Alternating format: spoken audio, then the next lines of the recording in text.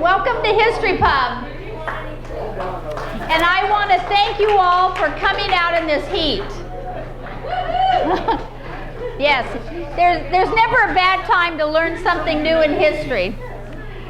I want to thank Bart for this wonderful venue. It's just an amazing thing that we can do these history pubs in this beautifully restored historic building. So thank you, Bart. I also want to thank Jim Lockhart for capturing these history pubs on video.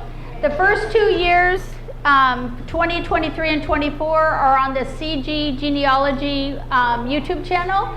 And then going forward in 2025, they're on the Cottage Partners in History YouTube channel. Thank you. I didn't know if we put Cottage Grove in front of it or not. So thank you, Jim. I really appreciate all your efforts. And then I want to thank Heather Endicott. She's been making the posters for 2025, and I think they're outstanding. And while we're clapping for Heather, have you all seen the goose mural down at Bohemia Park? It is beautiful, and she expects to be done in the next, she said 20 to 30 hours more. And so we're hoping, once we get the okay from the city, to be able to do a dedication of the mural during Art Walk at 7 o'clock on that Friday, the last Friday. So stay tuned. Watch the Memories of the Goose, the Cottage Grove Goose Facebook page, because we'll make an event once we hear the okay, because we want them to turn off the splash pad while we do it. So. Why is that? We might need it. It's this hot, yes. And for the 2025 History Pubs, these are the partners in history that are sponsoring. The Cottage Grove Museum, the Cottage Grove Genealogical Society, the Cottage Grove Historical Society, Singing Creek, Spirit of Bohemia Mining Days, Oregon Aviation Historical Society and Museum, and the Cottage Grove Library. And tonight's presentation is sponsored by the Cottage Grove Genealogical Society. And so I put some brochures and some tickets for WOE on the table. And you don't need the ticket to get in, but if you bring the ticket, you get a raffle ticket for prizes. So we all want to sponsor and enjoy WOE. It's a great fair. So don't forget to get your raffle tickets. Dana still has some.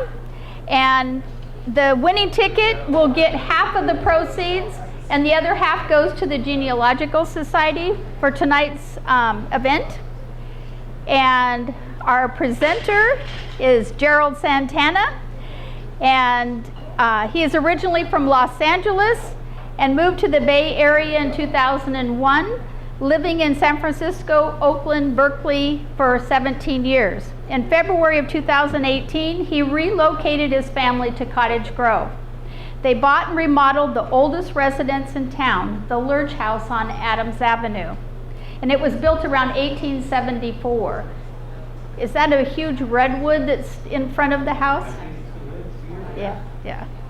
In October of 2018, Gerald began working for the Cottage Grove Sentinel as a sales rep and immersed himself in the city's culture.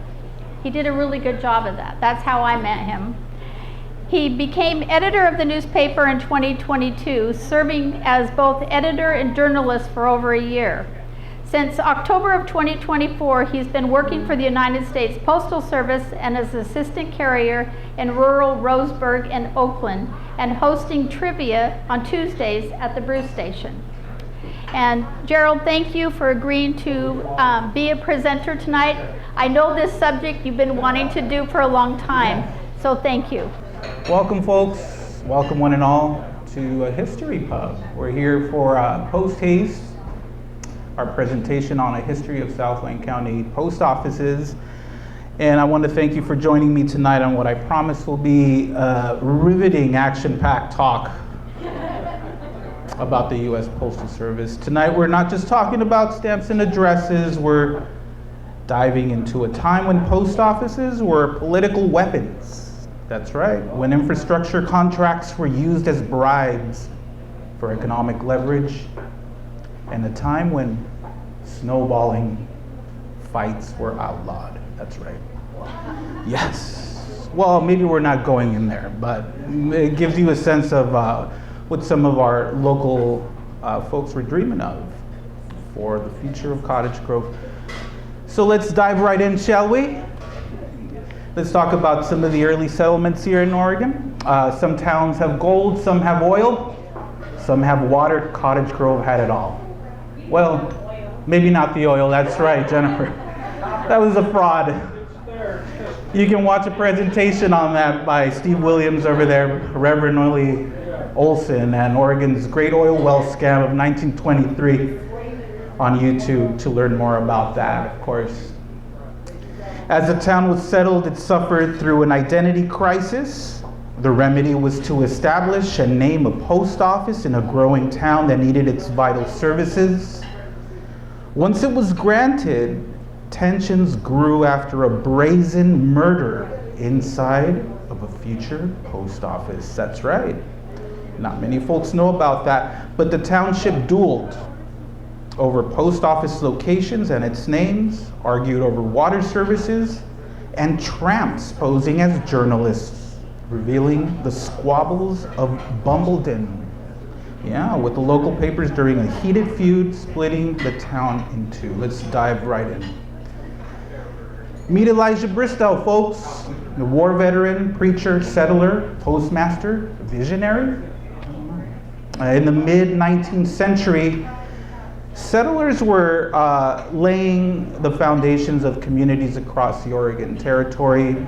Among these early pioneers was Elijah Bristow, who arrived in 1846 and claimed land at what he would name Pleasant Hill, making him the first non-native settler in what became Lane County. Bristow, a veteran of the War of 1812 and a devout Christian, had built a life rooted in faith. After wintering at Sutter's Mill in California, Bristow traveled with others, including Eugene Skinner, to Oregon. Settling between two hills beyond the middle fork of the Willamette River, Bristow built a home. You can see it there. The first in Lane County. If you want to know what the first post office looked like, that's what it looked like. That was it, right there. He even wrote long, heartfelt letters home, telling his kids to sell everything and come west. It's a muddy, beautiful place. By 1848, his family had joined him, and they began contributing to the construction of his home and local institutions like churches and schools. Bristow also named the church, led the church, and probably filled a potluck with whatever he wanted that morning. Basically, Elijah was the multi-tool of early Oregon life. So let's bridge the two worlds here, Bristow and the native tribes. Bristow's interactions with local native peoples were significant. His land claim set along the Klamath Trail, a trade route used by the Klickitat, Klamath, and Kalapuyan tribes, including the Wine-Valley Band. The area served as a site for tribal gatherings, cultural exchange, and seasonal camp meetings led by spiritual leaders like Paul Scott from Grand Ronde. Bristow's connection to these gatherings underscored his place in a region still deeply rooted in native life and landscapes. Bristow's respect for these communities is reflected in his later naming choices for proposed post offices, Milipualihi and Kamiswale. These were names drawn from indigenous languages and landmarks. This appreciation set him apart from many contemporaries who imposed Anglo-American names on native spaces. With limited means of communication in the 1840s and early 1850s, letters from Oregon to the eastern United States often failed to arrive. Bristow, like I said, penned 15 letters to his children, urging them to join him in Oregon. And these were carried by a fellow named George Jackson, back across the plains to Illinois, arriving in September and sparking interest among locals, eager to hear tales of the new land. Initially, If you're not familiar with the routes, mail from the east traveled around Cape Horn by ship to Oregon City, then inland by overland carriers to places like Pleasant Hill. These are 6-month journeys to take on. Incredible. But they occasionally made it here. Bristow served as Pleasant Hill's first postmaster in 1850 by Joseph Lane, the county's first, receiving the mail via a carrier named Smiley Carter. Carter delivered mail from Eugene Skinner's office, Eugene City's first postmaster, then known as Skinner's or Skinner's Butte. Some folks also called it Mudville. They called Cottage Grove Mudville occasionally too. This rudimentary system underscored the need for local infrastructure, especially more post offices. In the 1840s, a mail system, quote unquote, meant stuffing letters in the hands of a neighbor heading east and praying they didn't get eaten by a bear, distracted by gold fever, or abducted by another wagon train, which happened often in stick-ups. Bristow's letters somehow made it back to Illinois in 1848, where crowds gathered just to hear them read aloud like a 19th century podcast episode. It was incredible. They waited and they heard the tales. Tired, however, of the scenic but absurd mail routes, Bristow took action. By January 1854, Postmaster Bristow recognized the need to improve mail routes in southern Lane County. In a letter to Joseph Lane, Oregon's first territorial governor, Bristow proposed a mail route southward from Pleasant Hill to Yoncalla by passing the inefficient detour through Salem. He advocated for 2 new post offices. One proposed office would be at the home of Greenberry C. Pierce, suggesting the name of Camas Swale, located 6 miles from Pleasant Hill. The second, Millipoo-Elihi, was recommended for the home of Henry Small, 6 miles beyond Pierce's. Bristow advocated for using local tribal names. Millipoo-Elihi, Bristow noted, was the native name for the area, Elihi meaning land in Chinook Wawa. Though the exact meaning of Millipoo remains unknown, scholars believe it may be a variant of Calpuya. The mail could be carried from the end of the present route at Pleasant Hill by a direct route and intersect the route from Salem to Scottsburg, over near Reedsport, shortening the present distance. Bristow wrote, he noted that the growing number of school-aged children and the rapid influx of settlers, reinforcing the need for these centers for early communication. Bristow was specific. There were 80 scholars of school age in Henry Small's neighborhood alone, implying not only a large settled population, but a civic need for connection. The second location Bristow recommended was Millipoo-Elihi, referred to as an area near present-day Cottage Grove, specifically the Henry Small donation land claim, more or less where we are today. This place name did not survive in popular usage. Today, the history of Cottage Grove acknowledges the Small family. However, very few remember the name Millipoo. Still, Bristow's effort to preserve indigenous naming reflects respect for the tribes he lived among. Let's talk about Camas Swale now. The Camas Swale area, if you wanted to know where Greenberry Pierce's first post office was, is located between present-day Goshen and Cresswell. It was indeed developed as Bristow envisioned. Greenberry Pierce became postmaster in 1855, though the official name Camas Swale was later replaced. It survives today, however, in the name of a creek, a farm, and a freeway sign off the I-5. You may have passed it on the way to or from. However, the Oregon Geographic Name Board does not include it in the records, a gap that scholars may one day fill.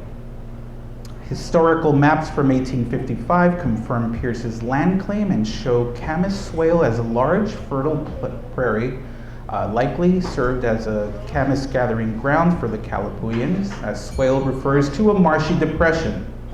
ideal for growing and harvesting the edible bulb. Let's talk about the growth of Cottage Grove now.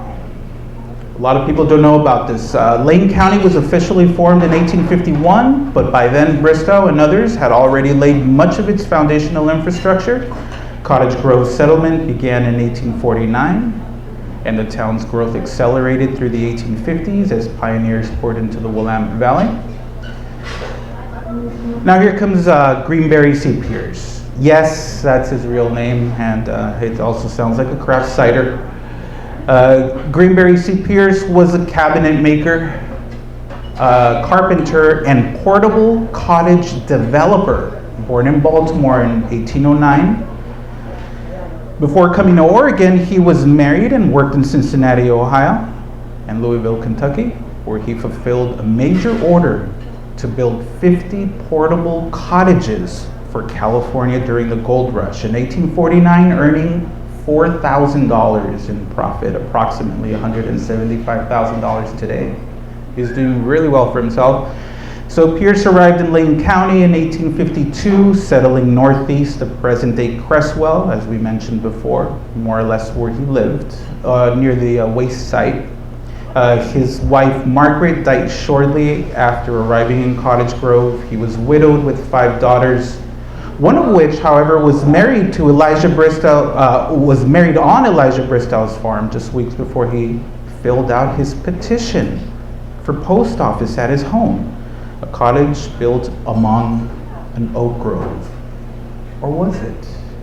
When the original copy of the petition for the office was unearthed in 1980 by a journalist for the Sentinel, it was discovered that the original post office initially proposed was Cottage Home, not Cottage Grove at all, Cottage Home. In other areas of the form, Pierce noted that the Pleasant Hill Post Office 6 miles northeast of this cottage could inadequately serve the 21 pioneer families in his area. He signed the form and dated it November 1st, 1854. Exactly why Cottage Home became Cottage Grove isn't documented, but 4 months after the application was signed, Pierce was appointed postmaster. The popular version of the Cottage Grove name origin is, like I said, that Pierce's little cottage was amid a grove of oak trees. But perhaps based on his interest in developing areas he lived in, he may have also meant a metaphorical grove of cottages instead of a single cottage home. Well, whatever the reason, the post office was changed to Cottage Grove, and Pierce was appointed postmaster March 3rd, 1855. Although Pierce served as the first postmaster of Cottage Grove and helped define its location and identity, he never lived within the current city limits. There's also no record or notice of him even coming to this area whatsoever. That's right, he's like that one coworker who just names a group chat and then leaves the project. Let's move into the other offices. Despite the recommendation from Bristow, Henry Small's office was never named Millpool. Instead, the name given was Preston, and the Preston office preceded that of Cottage Groves by a couple of years, with its established date in Lane County records as October 11, 1853, well, maybe a year and a half. It closed a year and a half later on March 30, 1855, as it fell into discontinuance only after Pierce's office opened just a few weeks before that.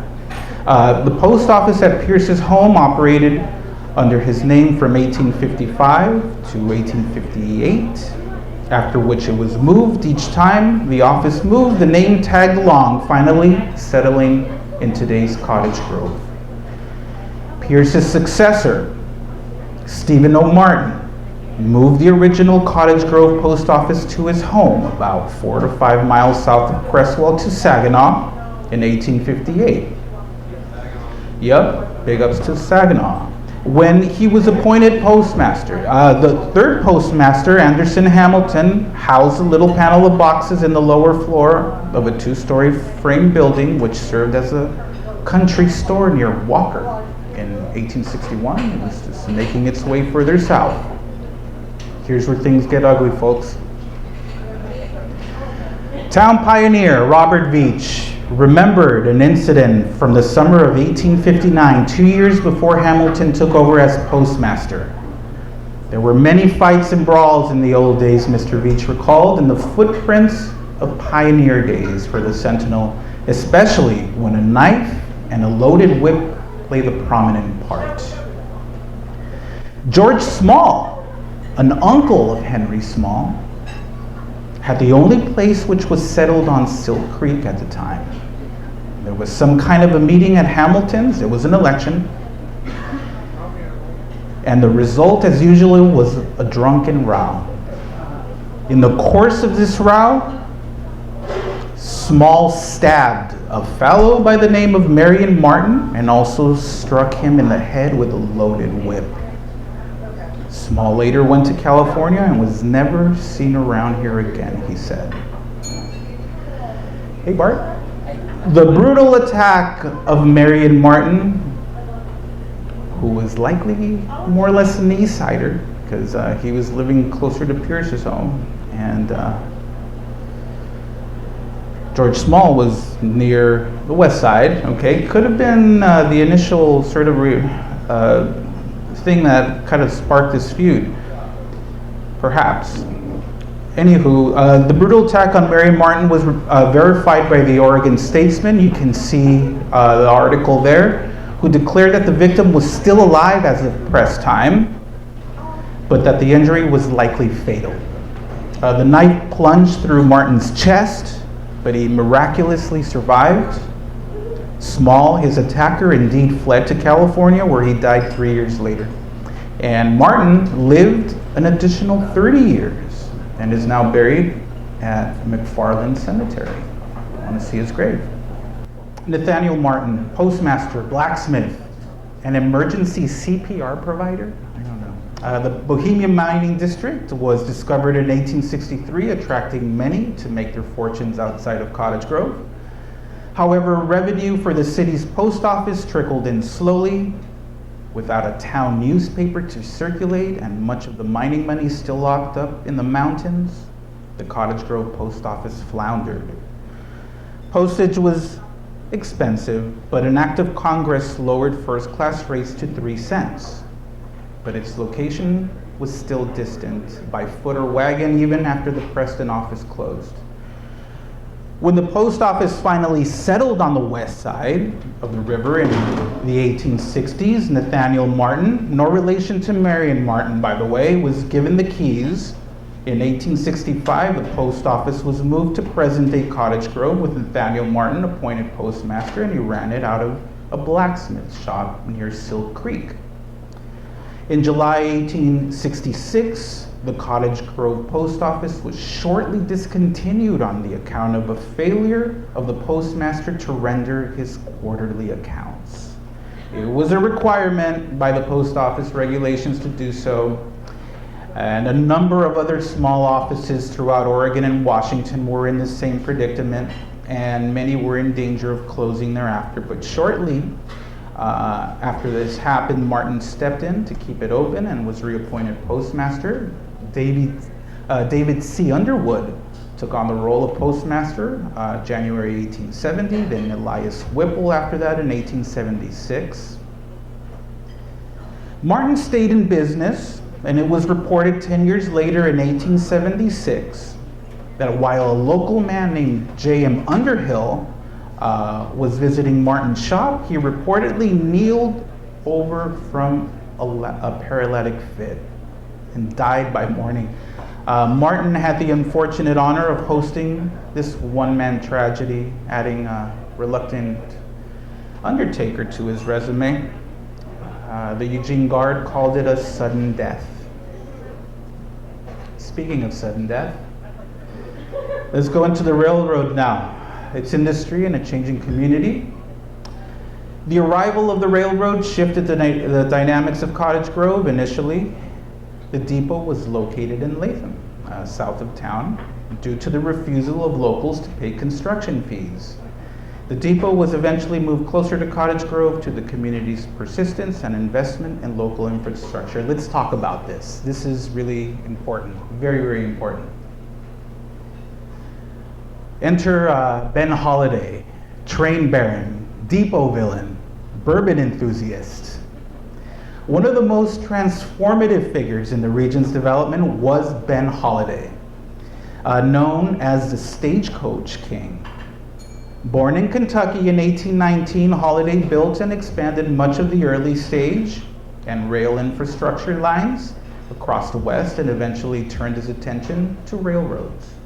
By the late 1860s, and the mail game got a lot fancier and a lot steamier thanks to Ben Holiday, the railroad tycoon, so powerful he nearly named half of Oregon.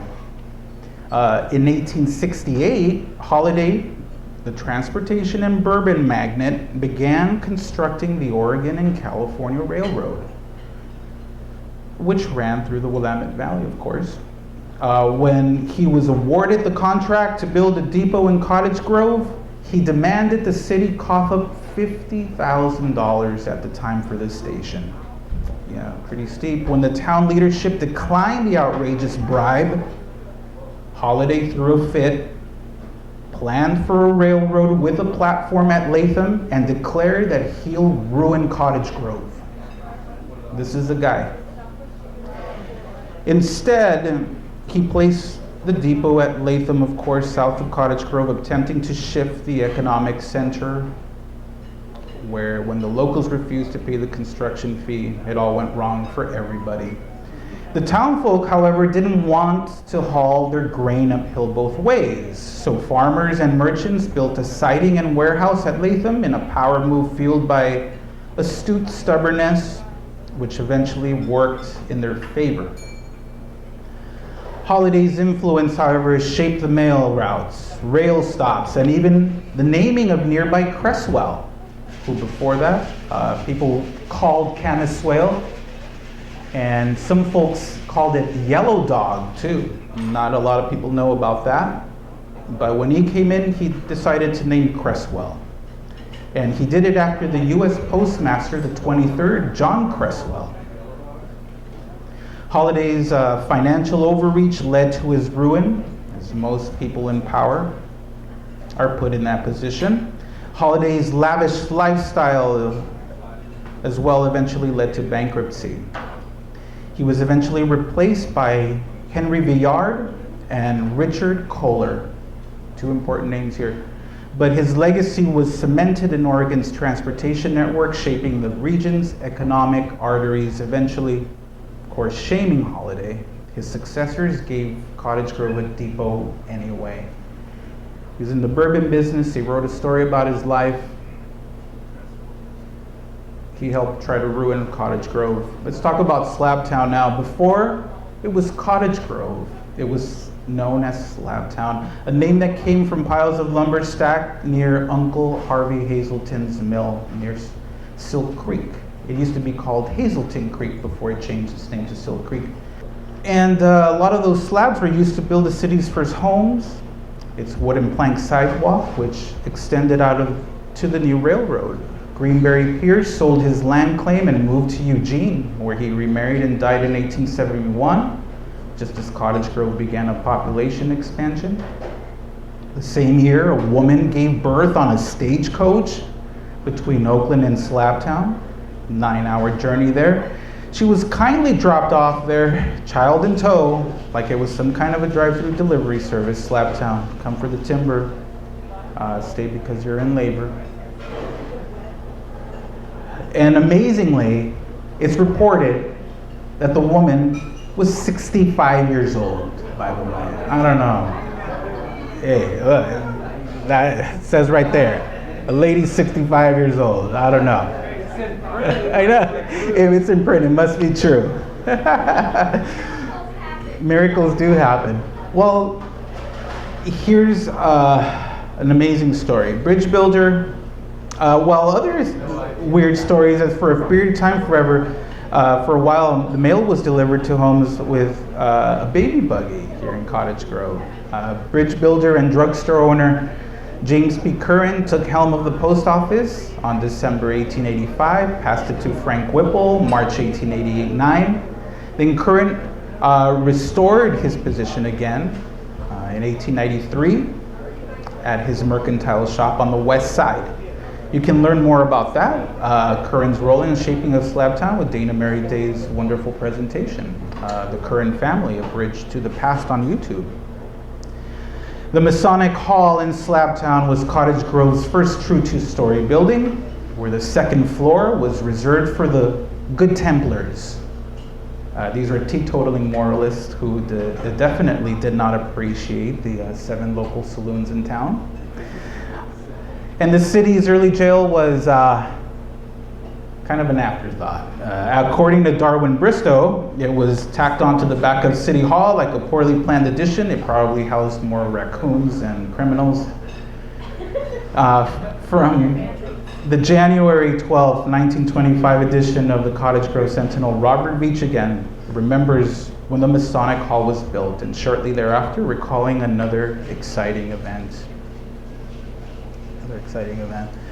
Veach said about 1 p.m. one afternoon, we gathered in the hall for a meeting, and I happened to be looking out of the window when the stage came along.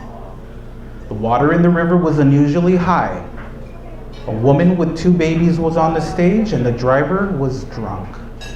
I don't remember the woman's name now, but her father had lived in Canyonville, and there she had been married. Her father later moved to a farm on the Mackenzie River, and she was on her way to visit him. The driver was in the habit of driving down to the water where the ford was located, near where the bridge is now, to water his horses. So we didn't think much about it when he headed toward the river, but this time he didn't stop soon enough. But he kept going on until the horses were swimming in water and the stage was washing down the stream. Veach continued, the driver jumped from his seat and the woman and the 2 children were left in the coach alone. The members of the lodge hurried out and ran down below the vehicle where a Douglas fir log extended partway across the stream. 4 or 5 of us got out on that log and waited until the current brought them down to us. That was the bravest woman I ever saw. She was sitting there with water up off her waist and holding the 2 babies up out of the whirling stream. As a coach came by, we were able to pull her and the babies out and save them from drowning. One of the horses drowned. We were able to get the other 3 out and finally pulled the coach ashore. I never found out what that driver's name was, and I never wanted to know, Veach recounted finally. We told him to get out of town as fast as he could or we would hang him. And he lost no time in getting away. Who needs jail when you just have to threaten a hanging? Now the good stuff, more good stuff. The town feud, the Lemmetai split. It's a Cottage Grove's little civil war that we had here. As the region developed, Cottage Grove experienced political and geographic conflicts, particularly between settlers from the east and west sides of the coast fork of the Willamette River. By the 1890s, Cottage Grove had split into 2 towns. Cottage Grove and its rebellious twin Lemmetai, Chinook jargon for the mountain. Some sources state across the water, and unfortunately translated into a slur by Samuel Wilson as Sorite Squaw, which irritated the East Siders. We'll have more on him soon. At one point, rival towns, Cottage Grove and Lemmetai, each had their own post office. Tensions peaked in the 1890s when the post offices moved covertly across the river under the cover of night, igniting public outrage. Let's talk about this, folks. This is important, very important. Before Lemmetai, there was Kohler. Yes. Let's talk about the city's earliest ordinances now, okay? Cottage Grove's early town council wasn't content to just pave roads. They paved the way for truly odd legislation. For instance, in 1890, children under 18 were ordered off the streets by 7 p.m. in the winter. Just a mild curfew there, but in 1893, snowballing, like I mentioned, was literally outlawed. That's right, folks. Snowball fights were illegal. Street fights with loaded whips, fine, but no frozen fun. Well, you know, they were in Saginaw, so. And yes, the city marshal was also paid $1 per unlicensed dog killed. Imagine going to do your work knowing that your paycheck depended on catching Fido without papers. And that's what it was all about here in Cottage Grove. But Robert Veach, lifelong town gossip and professional subscriber to every single newspaper, recalled it all like a human time capsule. He described the city's early buildings, saloons, and the moment when someone tried to rename the town Kohler because Cottage Grove was deemed distasteful. That's right. It was a bold move. The city council had instructed the city recorder in September 1893. Not many people know about this, but now we're bringing it to light again. The city recorder in 1893 was instructed to write a letter to Richard Kohler, the vice president who took over after Ben Holiday. And he was also working at the Oregon and California Railroad, urging him to change the name of the station and post office to one that was much more favored and distinctive. Okay? The recorder did not write the letter and was again pressured in December to do so, but no one knows if the letter was ever written or sent. Significant, says Veach, because eventually the town would split and take on another name. You know, now you know about that. Let's talk about Lemitai. Who named it? Why? Talking to the Sentinel, it was revealed that Robert Veach's uncle, Oscar Knox, the very first mayor of Lemitai, inadvertently gave the name Lemitai to the community. Veach revealed a meeting was held to decide on the name. The group squabbled and could come up with no agreement. So when discussed, Mr. Knox got up to leave and said, as far as he was concerned, they could all call the place Lemitai, but that he had other business to attend to. Yep, and then he stormed off. Lemitai was chosen. It is an Indian name, Mr. Veach said. He could not remember what it stood for, however. In the August 10, 1894 edition of the Oregon Courier, we see the first mention of Lemitai in print as a notice when Ian Baker, formerly of the west side of Cottage Grove, now living in Lemitai, was visiting Oregon City. The first building in Lemitai on the east side of the river was erected by Ben and Aaron Lurch, who bought an acre of ground from the Shields farm near the present site of where Shampoo Dolls is, and started a store there. Their house was located between Shampoo Dolls and Stacy's Covered Bridge, where the parking lot was, and then moved to Adams, and that's the house that I lived in. So the Lurch brothers owned a huge safe, and soon were also the bankers for the community. However, the post office was never really considered there. It remained on the west side of town until the feud boiled over into scenes straight out of the Wild West. The 1890s saw escalating tensions between the east and west sides of Cottage Grove. For a time, two towns with separate governments and post offices coexisted, competing for dominance. The closing years of the 19th century in southern Lane County saw a remarkable, if somewhat absurd, episode in local political history and the so-called post office war between neighboring towns of Cottage Grove and Lemitai. Although separated by no more than the span of a bridge, the two communities have cultivated a reputation for persistent rivalry. Residents and contemporary journalists alike referred to them as the quarrelsome twins, a label that reflected decades of competition for economic advantage, political influence, and in this particular case, the location for the United States Post Office. This is fun, folks. This is fun. This is Samuel Wilson. Well, at least a picture of what he could have looked like. He was a media provocateur, let's just say. Among the most colorful figures in Cottage Grove history. If you guys don't know about him, I wrote an article about this story a couple of years back when I first discovered it. Was a man named Samuel Wilson who styled himself as the king of tramps. In 1890, Wilson famously roamed from town to town walking the earth in a contest, starting in England, living off the land and hospitality of kind strangers, and journaling his adventures. His obscure legacy is tied to the press war between Cottage Grove and its rival Lemmetai after a brief encounter with Slabtown residents where he was royally entertained, by the way. After his departure in April 1895, Wilson, the wandering globetrotter with a flair for Oregon-style journalism, penned a scandalous letter in the Riddle Enterprise, describing Lemmetai's East Side residents as sore-eyed squaws. Referencing his incorrect interpretation of Chinook jargon, he slandered Lemmetai, made up Chinook translations, and called local leaders corrupt, likely while enjoying their free food and alcohol. Enraged, a local resident blasted him in response to his editorial.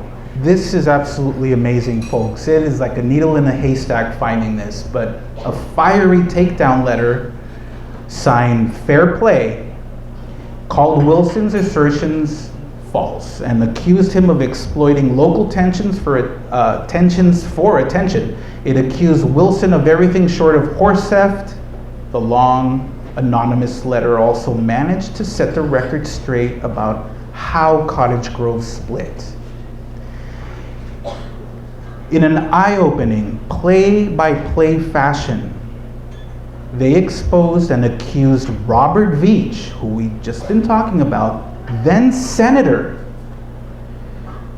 of amending documents in Salem which were meant to unify Cottage Grove and instead kept the name for the West Side and gave Lemmetai a completely different name, East Cottage Grove. Splitting up the town temporarily without knowledge or consent from the East Siders. A struggle over infrastructure bonds gave both the East and West Side $4,500 in federal money for water systems, which were put into place by Portland contractors here in Lemmetai on the East Side, giving us clean drinking spring water, unlike the reservoir system which Veach had set up previously across the river, which delivered questionable and oftentimes murky water. The detailed response was kind of a Hail Mary pass to anyone of interest who wished to know exactly how and why the town split. It only ran one time until I ran it again 125 years later in the Sentinel. And the details disappeared as quickly as Wilson did from Cottage Grove. Wilson's writings exemplify sometimes absurd media battles of the era. Though he vanished from Oregon's records, he remains emblematic of the Wild West roving outsider, loathed and lionized alike. Wilson disappeared into history, my friends, but his trolling lives on. Let's talk about Perry Sherwood now. The conflict came to a head in late 1897, when Perry Sherwood was appointed postmaster during the administration of President William McKinley. While such a federal appointment would usually be a moment of civic pride, in this instant, it was merely sharpened. It sharpened those existing conflicts and resentments. Each faction, Cottage Grove's West Side residents and Lemmetai's East Side advocates, believed their preferred candidate had been unfairly overlooked. No one was happy with the appointment, contemporary accounts observed, because each candidate's friends believed their influence should have priority over everybody else's. Of course, let's go over the heist now. At some point that autumn, an alternative strategy emerged, one both audacious and in hindsight almost comically petty. A petition was very quietly circulated requesting that the post office be moved exactly 850 feet from its then location in J.P. Curran's store in Cottage Grove on the west side to O.F. Knox's hardware and butcher store here near Lemitai. Once approved by the Post Office Department in Washington, the relocation was carried out at dawn with Perry Sherwood planning the heist, and John Durham and Oscar Knox accused of carrying out the job. As the Eugene City Guard reported on November 27, 1897, bright and early, before the gentle rays of morning called the slumbering residents of the quarrelsome twins to their daily toil, the post office was bundled into a wagon and moved 850 feet. When the coup d'etat was known, the air was rent in twain with maledictions, and the atmosphere is now a lurid hue. That flowery language is very poetic. It sucked, basically. The name Lemitai was officially adopted with the post office for a brief time until it was changed back to Cottage Grove in 1898. And in a story right out of the true crime series during Perry Sherwood's term as postmaster, the post office was robbed. Someone blew up the safe. I believe you, they stole a considerable sum and vanished without a trace. No one was arrested, no one was caught, although there were folks out there in the middle of the night. It remains the perfect crime, unless you count the person who installed the safe. This event goes largely unmentioned in the respectable town histories, but it's arguably the only moment in Oregon postal history that could be turned into a gritty Netflix series. Yeah, eventually the two sides reconciled. The feud was only resolved in 1899 when the towns reunited under the name Cottage Grove, with Darwin Bristow, Elijah's son, elected mayor of the consolidated city. Yep, the post office had since remained on the east side of the river. All right, let's go into our tail end of our talk here, the Bohemia Baron. So miners in the Bohemia district, including figures like Frank Hard, contributed to Cottage Grove's economic growth. Hard was not only a mining investor, but also owned multiple newspapers in town, completely shaping its public discourse. Tales of the mail system's difficulty, especially during snowy winters, highlighted the effort it took to keep remote communities connected. Let's take a look at Frank. There he is. From Cripple Creek to Cottage Grove. In September 1899, Frank J. Hard, a mining expert from Colorado, arrived in Cottage Grove, Oregon to inspect the Broadway mine property. He compared the Bohemia mining district favorably to Colorado's Cripple Creek, where with the help of other investors there, they took about $6 billion in today's money, and then he came out here. By March 1890, suggesting that Cottage Grove had strong potential, Hard returned from Cripple Creek to oversee his varied business interests, which stretched from California to Colorado to Boston, New York, even South America. He had homes, businesses everywhere. He's probably Cottage Grove's only billionaire. Hard, in today's money, Hard invested heavily in the Vesuvius mine, making a lucrative offer to Swiss partners Graber and Zinker. Under his influence, the mine became one of the district's principal operations, introducing electricity, building a tramway, and improving mountain roads to reach the 10-stamp mill. He went on to acquire or locate additional claims in the area, establishing himself as a powerful economic player whose activities drew consistent positive press coverage in Cottage Grove. Gee, I wonder why. In 1905, Hard's influence expanded beyond mining into local media. He secretly controlled all three of Cottage Grove's newspapers, the Bohemian Nugget, the Old Cottage Grove Leader, and the newly founded Lane County Leader. Backed by a partnership including banker Herb Beacon, merchant Oliver Veach, Robert's brother, and miner Frank Rosenberg. While the public was largely unaware of his media monopoly, Hard used it to shape public perception of his ventures, even dedicating Bohemian Nugget front pages to his Boston offices and any of his accomplishments.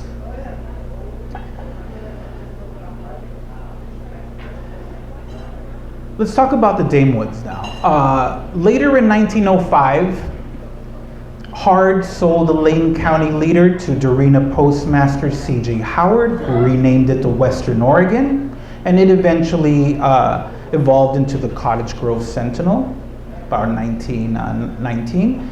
Meanwhile, life in the Bohemian mining district thrived, with 1,500 to 1,800 miners and their families living in the mountains. That's right.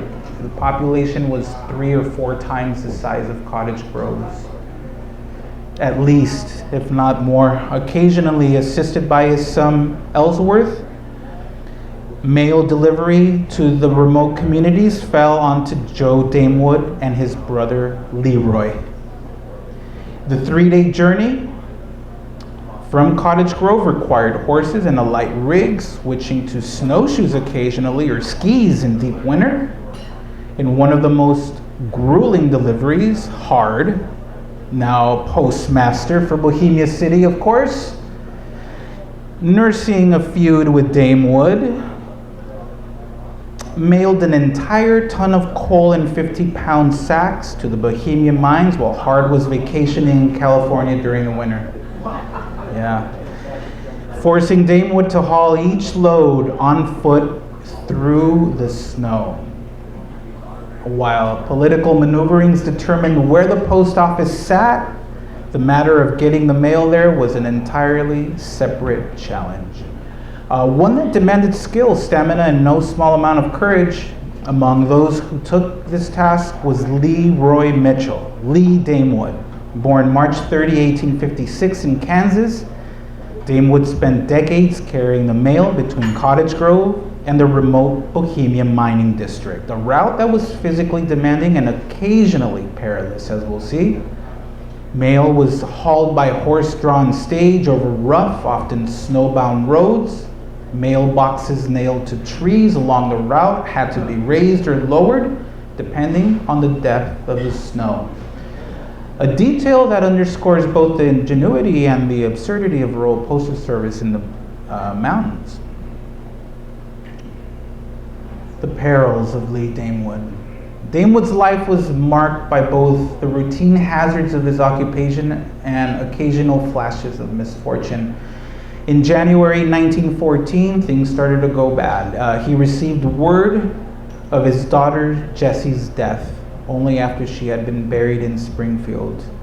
And later in that spring, his team of horses bolted driverless down 6th Street, right around here, breaking the wagon tongue in front of the Oregon Hotel. Yet these were minor incidents compared to the events of July 17, 1917. On that day, while driving his stage between Red Bridge and Bohemia, Damewood's horses were startled by a motorcycle that appeared suddenly around the curve. The team bolted, the stage struck a stump, and Damewood was thrown approximately 30 feet, striking his head. He was killed instantly. The newspapers from the Morning Oregonian to the Jacksonville Post reported the events, noting his age, 63, and the 4 children he left behind. No mention in the Cottage Grove papers about his death. An almost grimly ironic turn, Damewood's successor, Jack Lewis, another carrier, suffered a similar accident just weeks later. About 3 weeks later it happened. While descending the mountainside near the Vesuvius mine, Lewis's team broke a check rein, ran out of control, and overturned the stage. Lewis was thrown from the vehicle, accompanied, as one newspaper put it, with the unintended humor that by the seat in which he was riding, accommodatingly remaining in position for him to alight in. Lewis survived with severe bruises, but the incident highlighted the ongoing dangers of rural mail delivery in the area. It's a hard job, folks. I got to do it. I'll tell you stories about it afterward, but I went over the cliff. And let's finish up here. Let's bring Millipoo back. Let's bring Millipoo back because it did suddenly resurface. And I thank Deborah for bringing this to my attention. There was a charter that was granted for the Millipoo tribe of the IORM. I'll explain what that is. The Millipoo tribe number 58 of the Improved Order of Red Men, IORM, was officially chartered in Cottage Grove on July 28, 1910, with the charter backdated to April 20, 1910, the date of its formation. Okay. This is about cultural appropriation, a bit of what Bristol was also doing too. The IORM used a pseudo-Native American vocabulary and calendar to describe its affairs, with sun meaning day, moon meaning month, and GSD, Great Sun of Discovery, counting the years from 1491. It's a cult. Only white men could be admitted, and members adopted a romanticized image of Native culture while drawing on the patriotic heritage of the American Revolution, claiming direct lineage from the Sons of Liberty and the Saint Tamina societies. The IORM's roots trace back to 1813, which was reorganized in 1834 Baltimore, birthplace of Greenberry Pierce, as a fraternal and mutual benefit society, changing its name to the Improved Order of Red Men the following year. Oregon's first tribe, Oregonian Pocahontas number 1, formed in Jacksonville in 1871, and by the 1920s, over 65 tribes had existed in the state. Economic depressions in the 1890s and 1930s, however, sharply reduced their numbers. By 1936, only 3 tribes remained. All placed under the National Great Council. All placed under the National Great Council. Once the Oregon chapter in Cottage Grove closed, the word Millipoo was rarely ever used again in this area until more or less today. By 1960, only Medford's Weatonka tribe, number 1, survived in Oregon, later moved under the jurisdiction of the Great Council of California, where it remains the state's sole IORM tribe today. Until 1974, the order was open to white people only.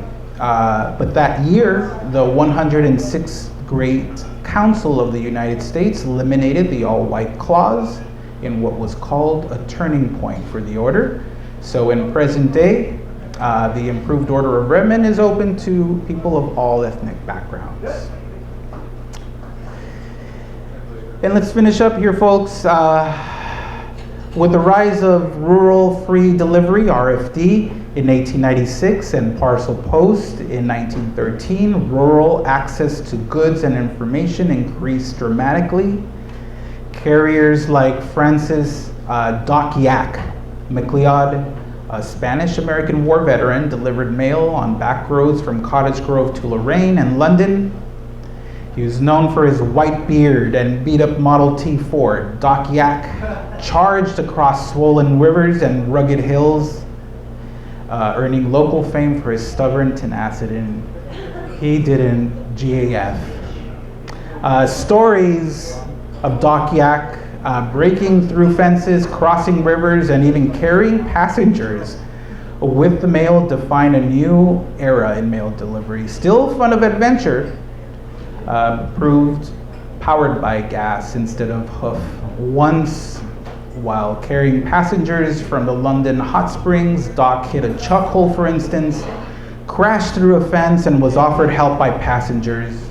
He turned it all away. He just finished delivering his letters in a Model T Ford, like he was starring in a silent movie chase. He barreled through rivers, fences, and ruts without blinking.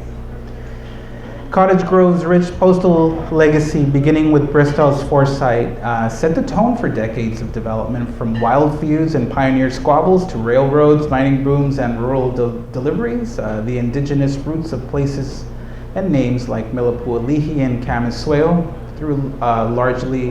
although are largely erased, remind us of a deeper history that is etched into this landscape. The intertwined stories of the post office, its coup d'etat, and the lives and deaths of its carriers reflect the intersection of politics, community identity, and physical endurance in the history of the American West. Ain't that the truth? Absolutely. The 850-foot relocation of 1897 stands as an almost comic testament to the seriousness with which small-town rivalries could be pursued.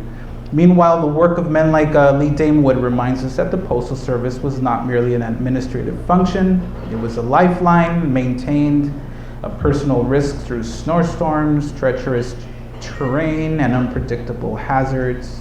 We deliver it through it all, folks. In the end, the story is both a cautionary tale and a celebration, cautious against underestimating the lengths to which communities will go to assert themselves, even over matters of mere feet.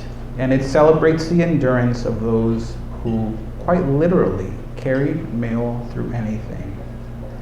Thank you so much, folks. Right.